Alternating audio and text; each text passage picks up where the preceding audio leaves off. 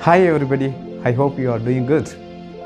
I deem it a great honor to narrate the anecdotes of the great personalities whose birth anniversary we are celebrating today. Mohandas Karamchand Gandhi, lovably called Bapu, was born on 2nd October 1869 at Porbandar in Gujarat. His father was a higher official of Porbandar and his mother, Putalibai, was a religious woman. Gandhi was an average student, but he derived the modesty from his father and morale through his mother. Story of Satya Harishchandra influenced Gandhi to lead a principled life. At the age of 19, Gandhi went to England to become a lawyer. After returning to India, he began to practice law in Bombay with little success. So, when he received an offer to work for a firm in South Africa, he was ready to oblige it. He was 24 years by the time. While being in South Africa, which was dominated by Europeans, Gandhi often felt the discrimination against Indians. On such occasion, he was forced to give up his seat in the first-class compartment to a European. When he refused to do so, he was beaten up by the coach driver and was thrown out of the train. This proved to be the wake-up call for Gandhi to fight against the suppression. He soon found out a way to revolt and called it the Satyagraha, the force of truth. With the newly found Satyagraha, Gandhi was able to combat the discrimination against the Indians. He even prompted them the right to vote, for which he became a national hero. In 1940, while Gandhi came back to India, the country was under the rule of the British. Gandhi joined the freedom movement and called for Swaraj, the rule by our own countrymen, with the introduction of the Gandhian style of non-violence and non-cooperation. The Indian freedom struggle got much powerful in 1921. He was made the leader of the Indian National Congress, the party that was fighting for independence. In 1930, as the British government imposed a tax on the salt, Gandhi took 400 kilometers march to seashore called Dandi. There he made salt with his own hands to show his protest against the evil tax. Even he encouraged the use of homemade khadi through an instrument named charaka. Khadi was not an aim to provide self-dependence.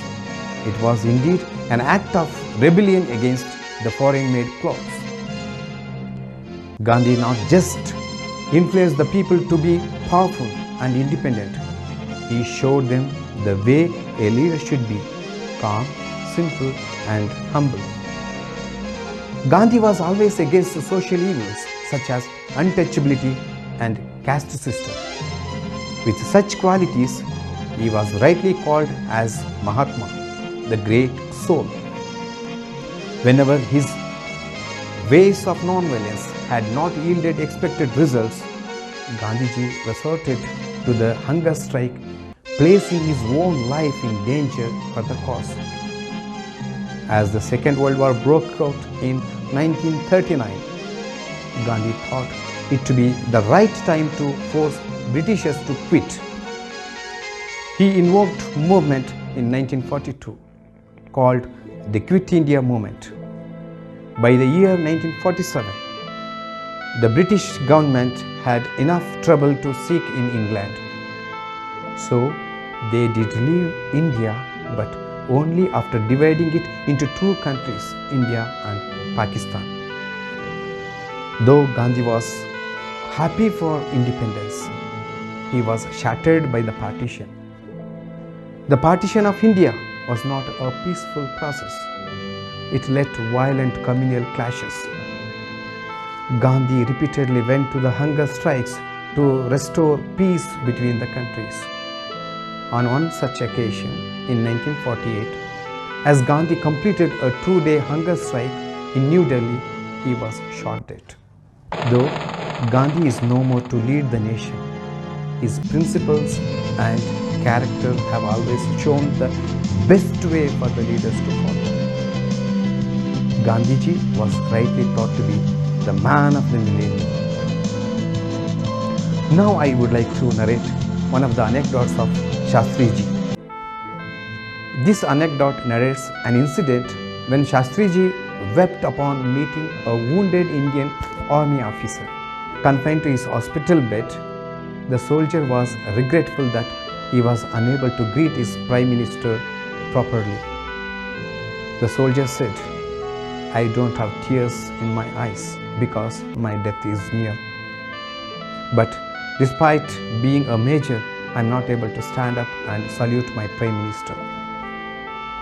These words opened the floodgates of emotions. This was perhaps the only occasion when Shastriji cried. Friends, the true greatness of a person lies more in small deeds than in big achievements. It is the small things that count the most in a person's life and show the stuff he or she is made of.